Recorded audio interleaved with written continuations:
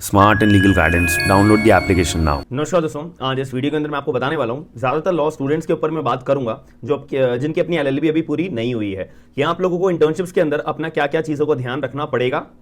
और आपको इंटर्नशिप अगर पानी है अपना किसी भी अच्छी खासी लॉ फर्म के अंदर, एनजीओ के अंदर, कॉर्पोरेट लॉ के अंदर और कंपनीज के अंदर या लॉ, छोटी लॉ फर्म के अंदर, बड़ी लॉ फर्म के अंदर, तो उसका क्या प्रोसेस होता है और मतलब क्या स्ट्रेटेजी मुझे अपनानी चाहिए अपना एक इंटर्नशिप का रोल प्ले करने के लिए। और अगर मैं एक लॉ स्टूडेंट हूं और अभी मेरी एलएलबी पूरी नहीं हुई है तो इंटर्नशिप का कितना मेजर रोल प्ले करेगा। तो सबसे पहले बात आप ये चीज का ध्यान रखिएगा कि इंटर्नशिप आपके पर्टिकुलर लॉ के कैरियर में अगर आप लॉ स्टूडेंट हो अभी तो बहुत बड़ा रोल प्ले करता है। इसका एक प्रैक्टिकल एग्जांपल मैं आपको बताना चाहूंगा कि एक बार आप थोड़ा सा सोचिए कि आप अगर अपना लॉ ग्रेजुएट हो चुके हो, उसके बाद आप जब इंटर्नशिप करना चालू करते हो तो आपके मन में ना एक इनसिक्योरिटी रहेगी। किस चीज की इनसिक्योरिटी रहेगी कि भाई अब मेरे को कोई ऐसी कंपनी मिल जाए, ऐसा कोई लॉयर मिल जाए, ऐसी कोई लॉ फर्म मिल जाए जिसके साथ मैं अपना एक परमानेंट एक रिलेशनशिप बना सकूं और एक परमानेंट अपनी जॉब चालू कर सकूं या एक परमानेंट इंटर्नशिप करना मैं चालू कर सकूं। अब वो मुझे काम कैसा भी दे, कोई भी काम दे, छोटा काम दे, बड़ा काम दे, मेरा डेवलपमेंट हो रहा है, मेरा डेवलपमेंट नहीं हो रहा है, आपको क्या करना पड़ेगा, मजबूरी में उसके साथ अब बैठ के काम करना ही पड़ेगा। अब वो आपको 5,000 रुपए दे रहा है, 10,000 रुपए दे रहा है, 15,000 रुपए दे रहा है, 20,000 रुपए दे रहा है। आपको वीडियो में आगे बढ़ने से पहले मैं एक बहुत जरूरी जानकारी मैं आपको देना चाहता हूं। बहुत सारे एडवोकेट्स, यंग एडवोकेट्स परेशान होते हैं कि मेरे को अगर पर्टिकुलर कोई एप्लीकेशन फाइल करनी है कोर्ट के अंदर, मेरे को अगर कोई पर्टिकुलर केस फाइल करना है एक कोर्ट के अंदर, ट्राइब्यूनल के अंदर कोई एप्लीकेशन लगानी है, कोई गवर्नमेंट अथॉरिटी के पास में कोई एप्लीकेशन लगानी है, इनफैक्ट मेरे को अपने जहां पे मैं जॉब कर रहा हूं वहां पर कोई एप्लीकेशन लगानी है, तो उसका ड्राफ्ट का फॉर्मेट क्या होता है, सारे के सारे सभी लोगों के लिए मैंने एक सिंपल सॉल्यूशन आप सभी लोगों के लिए लेकर आ गया हूं। कंप्लीट आपको जो है 4,000 से ज्यादा ड्राफ्ट केवल और केवल 499 के अंदर आपके लिए मैं लेकर आ चुका हूं।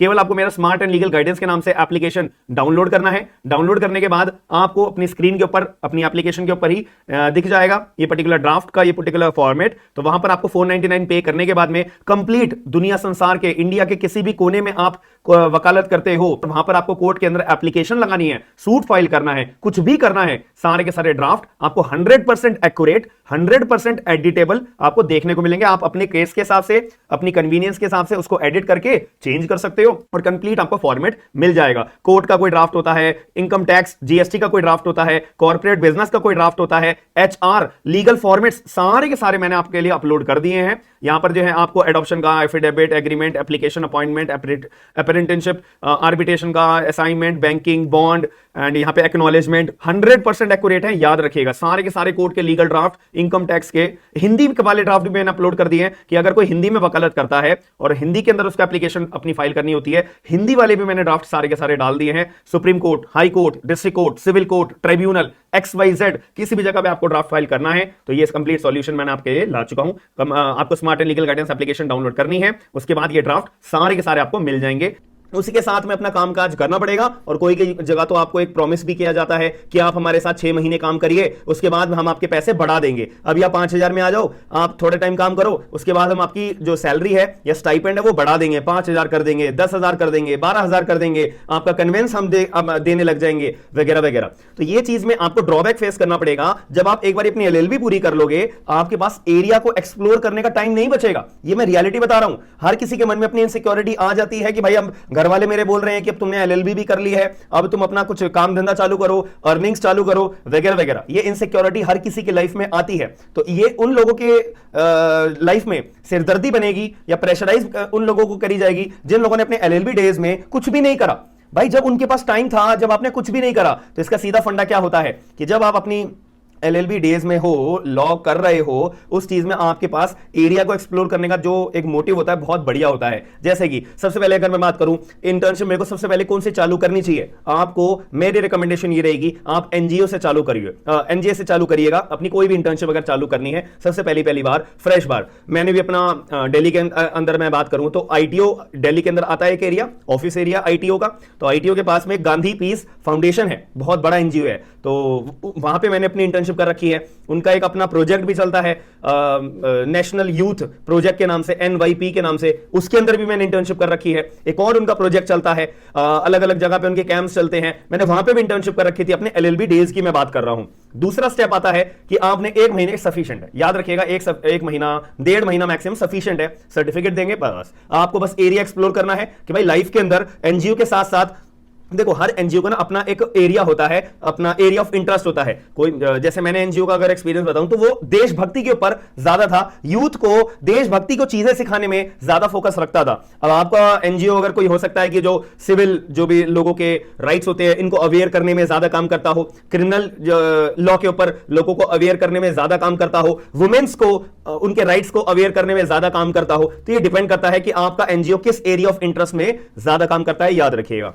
दूसरा स्टेप आता है, अब मेरे को थोड़ा सा बढ़ना चाहिए लॉ के एरिया के अंदर कि अब मेरे को लॉ की इंटर्नशिप करनी है। तो इसके लिए मैंने अपनी एक वीडियो बना रखी है कि आप अपने घर में बैठे हुए थोड़ा सा दिमाग लगाया करो कि मेरे घर के अंदर मेरे पास मोबाइल है, लैपटॉप है, मैं बैठ के अपने एरिया के अंदर जो जो मेरे करीबी आसपास लॉ के ऑफिसेज हैं, लॉयर के ऑफिसेज हैं, छोटी लॉ फर्म है यार, आपको देखोगे ना हर जगह जगह पे अपनी लॉ फर्म्स खुलती रहती है और लोग अपना प्रैक्टिसिंग अपना एज एन एडवोकेट के तौर पे अपना लॉ फर्म ओपन करके काम चालू कर देते हैं। अब उनको भी तो इंटर्न्स की रिक्वायरमेंट होती है।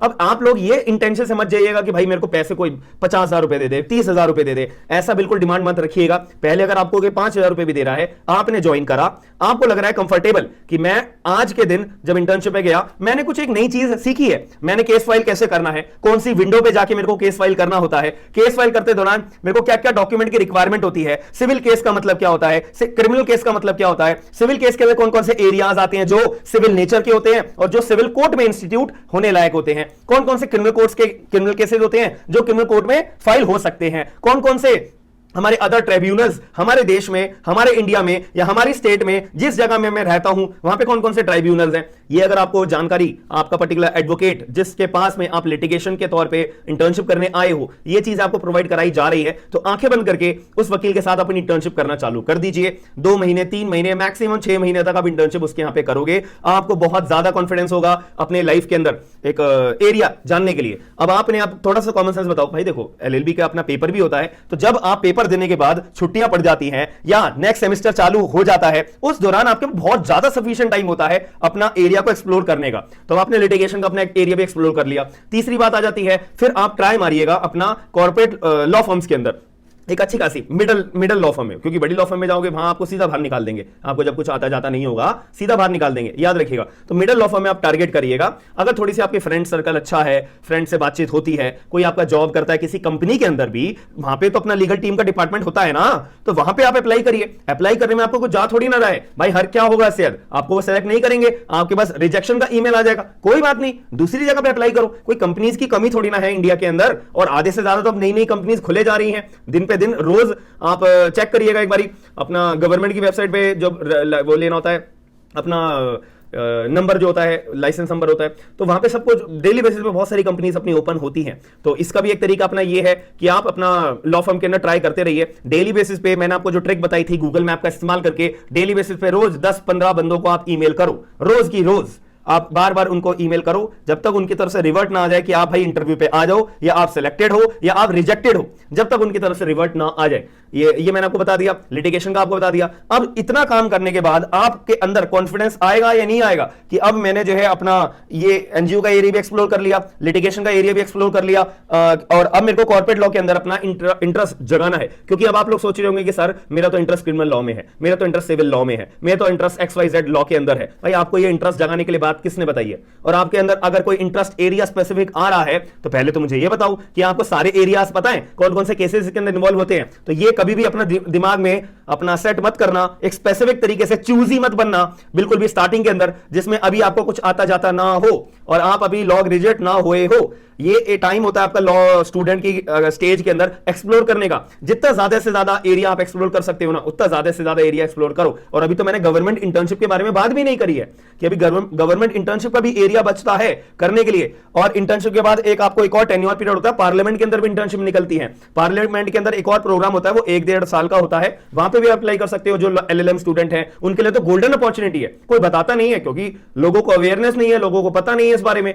तो ये चीज भी आपके लिए बहुत ज्यादा बेहतरीन तरीके से लाइफ के अंदर वर्कआउट करेगी। तो कभी टाइम मिलेगा तो मैं आपको नेक्स्ट वीडियो प्रोवाइड करा के गवर्नमेंट इंटर्नशिप्स के बारे में भी थोड़ा सा एक कॉन्सेप्चुअल क्लैरिटी दूंगा लॉ स्टूडेंट के बेसिस पे कि आप क्या क्या एरिया अपना एक्सप्लोर कर सकते हैं। और अगर आप लोग चाहते हो कि मैं लॉयर्स के लिए भी कुछ एक इनिशिएटिव या कुछ एक रिस्पॉन्स लेके आऊं तो आप प्लीज कमेंट बॉक्स के अंदर पॉइंट ऑफ व्यू अपना जरूर बताइएगा। और वीडियो कैसे लगी है, जानकारी कैसे लगी है, और ऐसी फर्दर वीडियोस इंटर्नशिप अप्लाई मैं कहां कहां कर सकता हूं, कैसे कर सकता हूं, कोई नई ट्रिक सर बताइए, ये आप जानना चाहते हो तो प्लीज कमेंट बॉक्स में ये चीज को जरूर बताएगा। मिलता है नेक्स्ट वीडियो के अंदर। थैंक यू, धन्यवाद।